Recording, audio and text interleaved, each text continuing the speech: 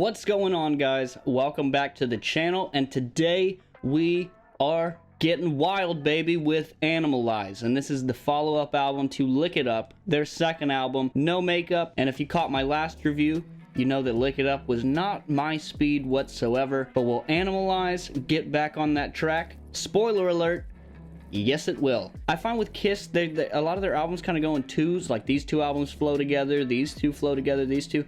And these next ones, Animalize and Asylum, they feel like just a big continuation of each other. And I have a great time with both of these albums. So I'm by no means some 80s Kiss hater, if that's what you've gathered from my other videos. Don't get me wrong, 70s Kiss will always be my peak Kiss.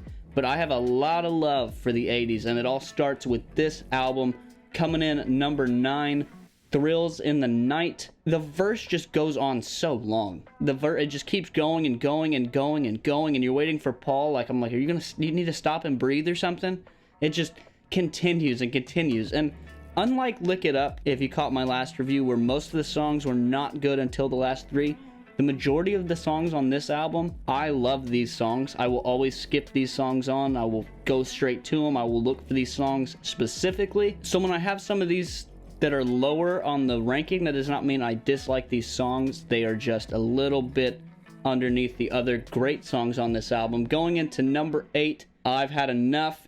Opening track to the album. It just doesn't have like a solid feel or placement. It's kind of weird. This was the one they led the album off with, in my opinion, especially in the next album we cover. And it's hard for me to talk about Animalize without talking about Asylum, but the kickoff of that album compared to the kickoff of this album, this one kind of falls flat. Not a terrible song, just kind of a weird placement on the track. Number 7, Under the Gun. This is the most 80s stereotype Kiss sounding song on the album. It has that traditional 80s hair metal glam power riff sound. It's very 80s, about as chameleoned with the times as they could get, but not a bad song. The guitar is really what keeps this song together, in my opinion.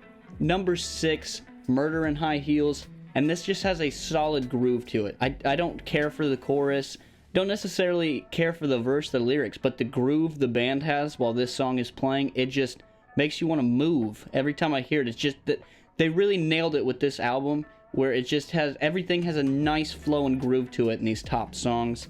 Taking me to my number 5, While the City Sleeps. And unlike the groove and unlike trying to hit the 80s sound, this one is just a straightforward rock song. Strong verse, strong chorus, strong riff, heavy drums. They're all just, it's just a straightforward rock song. And sometimes it's good to get a Kiss palate cleanser, where they're not keeping up with the times or trying this or doing that. You're just getting straight rock, and that is what that song offers. Going into number 4, their biggest hit on the album, Heaven's on Fire. You got a good Paul performance, a nice riff, great chorus. They really do that 80s singing over harmony well in this album, whereas I feel they dropped it hard and flat on the last album. Big song. I get why this was their lead-off hit, because a lot of these other ones don't really seem radio hit quality. I think they're great songs. I think they're solid songs, especially for a Kiss fan, but they don't really seem like they would hit the radio well. Coming in number 3, Lonely is the Hunter. Nice, thick riff, good flow to the verse, catchy chorus. The riff is really what gets me. When I was talking about groove earlier with other songs, this song really does have a fat groove, and this album does it well. The riff sounds good, the band sounds good, lyrically it's tight. It's not something kind of cheesy and campy. When they can nail a harmony and nail a riff, you've got a great Kiss song, and that's what this proves. Going into my top 2, and number 2 is Get All You Can Take. Harmonies, harmonies, harmonies. These next 2 songs are about harmonies, and I just said it about the last one, but when you can get a good harmony and a good riff, you got a good Kiss song. The lyrics don't have to add up, because sometimes they sing some ridiculous lyrics, but when you get a trifecta of great lyrics, great harmonies, and great riffs, just like you do in these top 2, you get all you can take. It's catchy.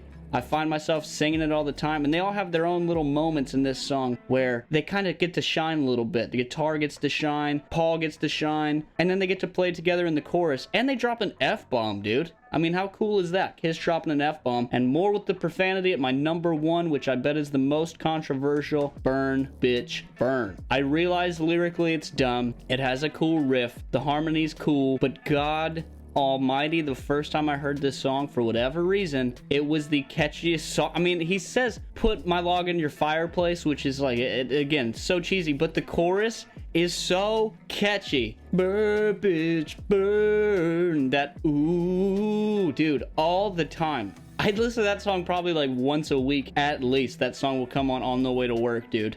At a stoplight, just going way too hard in the paint, yelling about some bitch who needs to burn, apparently. So catchy. It erases everything I said about the last track. I'm like, you want a great Kiss song, you gotta have this, and this. This kind of lacks in every area, but for whatever reason, it is catchy and fun, and I sing the shit out of it. And that is my ranking of Animalize. Put it down below. What's your ranking? Do you love this album? Do you hate this album? Put it down there. Like, subscribe, all that good stuff. We got more Kiss albums coming, and we are dwindling away. I think we might be over halfway on the Kiss albums right now. I'm bad at math. I failed it, but that's fine. We're moving on. We got more 80s Kiss to come. You guys are the best. Peace.